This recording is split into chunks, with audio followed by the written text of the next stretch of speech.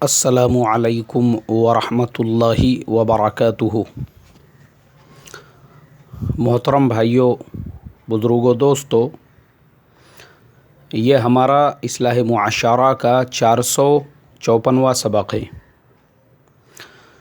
محترم بزرگوں، پہلا زمانہ ایسا تھا، ہم اگر ہمارے بزرگوں کے بارے میں، اسلاف کے زندگیوں کے بارے میں پڑھیں گے تو ہم کو یہ چیز ملیں گی۔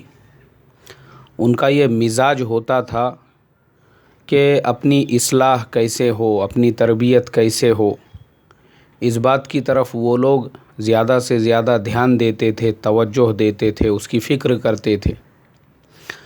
آج ہمارا زمانہ ایسا آ گیا ہے کہ ہمارے زمانے میں اپنی اصلاح، اپنی تربیت کو چھوڑ کر امت اس بات کی طرف زیادہ دھیان، زیادہ توجہ دے رہی ہے کہ بھائی یہ مسلک والے کیا کر رہے ہیں، وہ جماعت والے کیا کر رہے ہیں، اس نے اگر بیان میں یہ بولا ہے تو کیا بولا ہے، اس نے اگر بیان میں بولا ہے تو کیا بولا ہے۔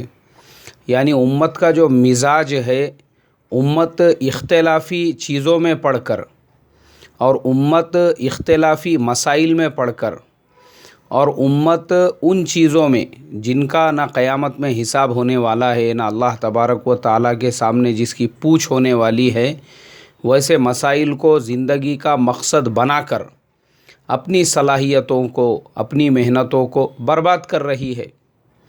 ابھی میں سفر پر تھا تو ایک مولوی صاحب ملے مجھے، نئے فارغ، اور وہ کہنے لگے کہ میں نے تو مقصد بنایا ہوں کہ اپنے شہر سے ایک دوسرے مسلک کے اور دوسرے نظریے کے لوگوں کو کھدیڑنے کا، ان کا صفایا کرنے کا اور ان کے خلاف مہم چھیڑنے کا۔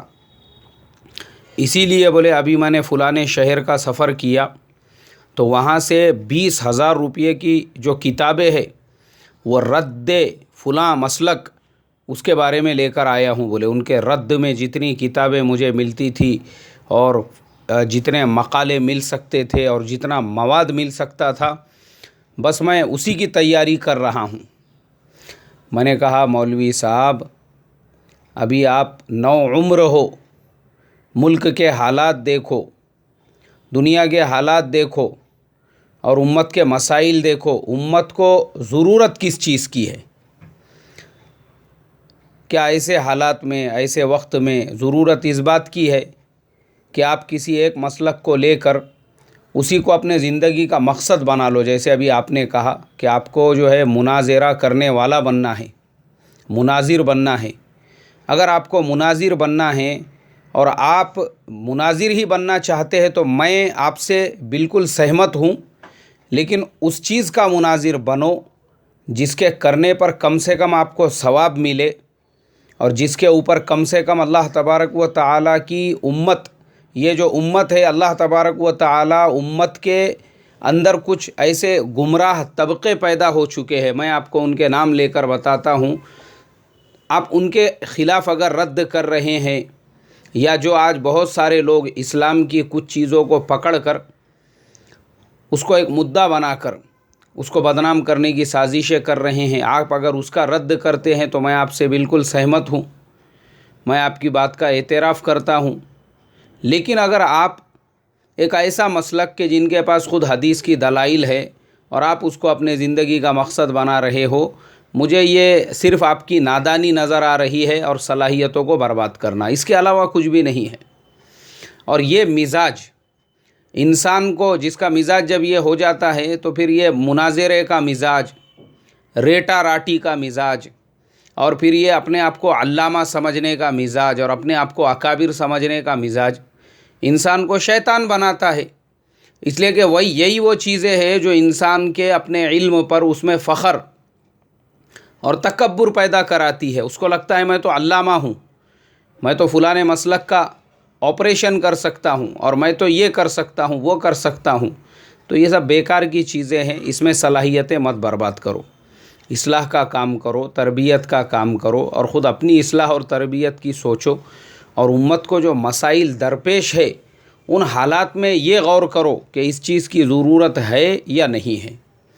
آج محترم بزرگوں، یہی ہو رہا ہے۔ چھوٹی چھوٹی چیزوں کو پکڑ کر جب لوگ بیٹھتے ہیں مجھے حیرت ہوتی ہے. دعا کرتا ہوں میں، اے اللہ ایسے لوگوں کو براڈ مائنڈڈ بنا. بیچارے کنویں کے مینڈک بن کے بیٹھے ہوئے ہیں، کم سے کم ان کو سمندر دکھا کہ دنیا کتنی بڑی ہے بول کے. یہی تو ہمارا حال ہو چکا ہے.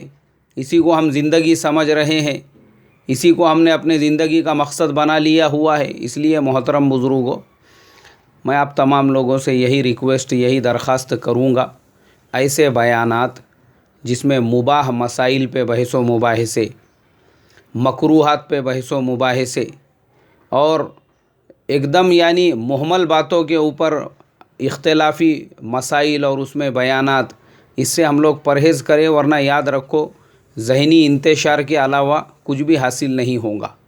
اصلاحی بیانات ہم سنیں، اصلاحی کتابوں کا ہم مطالعہ کریں، تفسیر ہے، حدیث ہے، فقہ ہے، یہ تمام چیزیں ہمارے سامنے ہیں.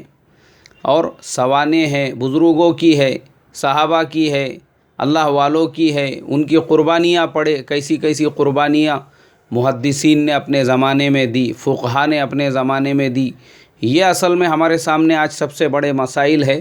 تو اللہ تبارک و تعالیٰ سے یہی دعا کروں گا، اللہ شیطان بننے سے اور علمی کبر سے اور علم کا جو نخوت ہوتی ہے اس سے میری تمہاری حفاظت فرمائے. اور یہ مناظرے والے مزاج، اور یہ ریٹا راٹی والے مزاج، اور یہ الجھنے والے مزاج، اور یہ چھوٹے چھوٹے مسائل کو لے کر اسے پہاڑ جیسا بنانے والے مزاج سے میری تمہاری حفاظت فرمائی.